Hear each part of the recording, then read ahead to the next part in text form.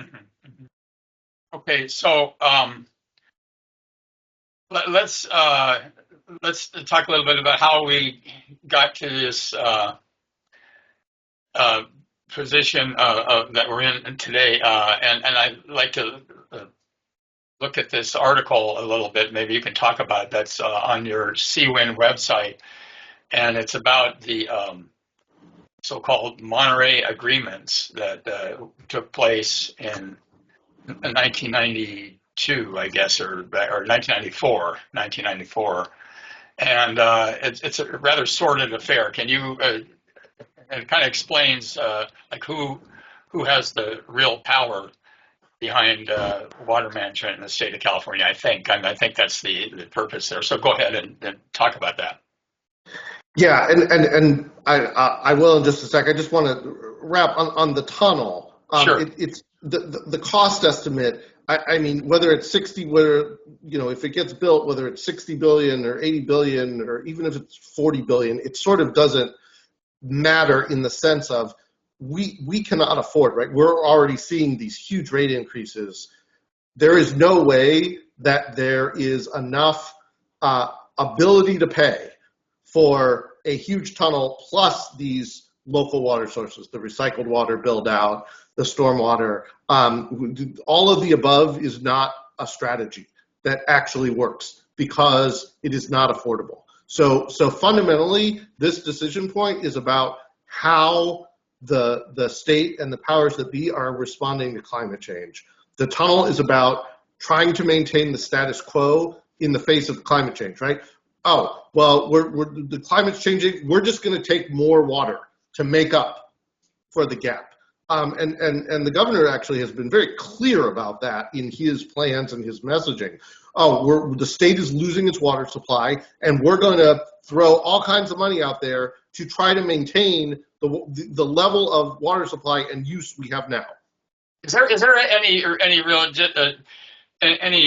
real difference or any daylight between the policies, water policies promoted by President Trump and Governor Newsom? Actually, I mean, the future, crusading knight in shining armor in his image presidential candidate, their policies about sending water to the Central Valley and all that are pretty much the same, aren't they? Yeah, I mean, I don't think there's a whole lot of difference. I mean, I do think, I'm no fan of Governor Newsom. He at least in the northwest part of the state, right, supported the project to remove the Klamath River dams and support ecosystem there. I don't think that had the Trump administration had the ability to block that, they would have tried. Yeah. So they're not exactly the same, but when it comes to the sort of the big agriculture and the donors and the corporate interests that really control these big water projects in the Central Valley and on the Colorado River, there's not a whole lot of difference. Okay. Because those people write checks. Those people are equal opportunity influencers. They're happy to maintain their control over the Democratic Party in California and happy to get what they want out of the national Republicans, if you will. And I'm going to get back to whether in a few minutes after we go talk about the Monterey Agreement there, if the board of directors of the largest water district has the courage, has the wherewithal in what I think is a very transactional atmosphere there to do it, really be functional in standing up to any of this. But let's talk about the Monterey agreements, because I think that's fascinating and appalling at the same time. So go ahead and give us a rundown on that. Yeah, and it's an important part of how we got here too, because this is about many decades of developments and decisions that got us to a place where now it's crisis mode. Right now, it's 90% rate increases. Now it's proposals to build huge tunnels. The Monterey agreements is fundamentally at its core a story about the power of big corporate ag to maintain the water supply and subsidy and shift all of the costs back onto the public sector, back to the environment. So the state water project, there are two big water projects in California that move water from north to south and east to west. The federal project is actually the bigger one. That serves almost all agriculture. Small percent goes to a few cities. The state water project serves Southern California, along with agriculture in Kern County and some other areas. And that project, when it was built, there were agreements put into the contracts about what happens during times of shortage and who gets access to water under what conditions. In the late 70s, there was an intense drought, 76, 77. It was the first time that project really barely delivered any water. It freaked out both the cities and the farmers about, well, what if this project can't deliver? Where are we going to get our water from?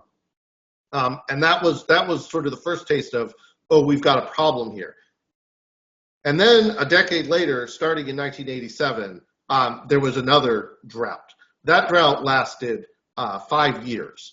And having learned from the first experience a decade ago and having seen that, the ag barons of the state realized that in these drought periods, they might get totally cut off. And they would lose a lot of money and be in a weak position.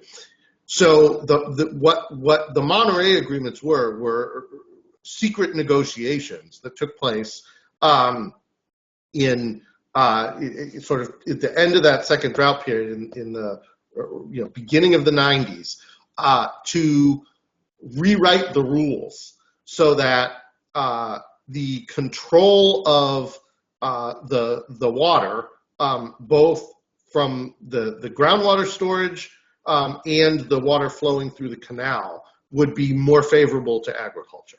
And ultimately, the big outcome of the Monterey Agreement is that agriculture controls now the Kern Water Bank, which is one of the biggest groundwater storage areas in the San Joaquin Valley, and they also don't get cut off immediately when there are shortages in what that project can deliver.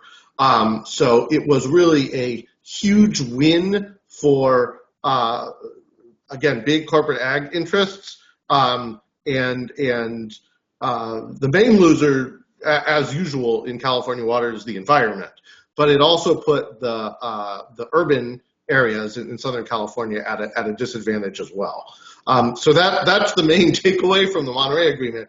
And now you fast forward several decades, and again, the agricultural interests are happy to support this tunnel. They don't want to have to pay for it. They want Southern California ratepayers to pay for it.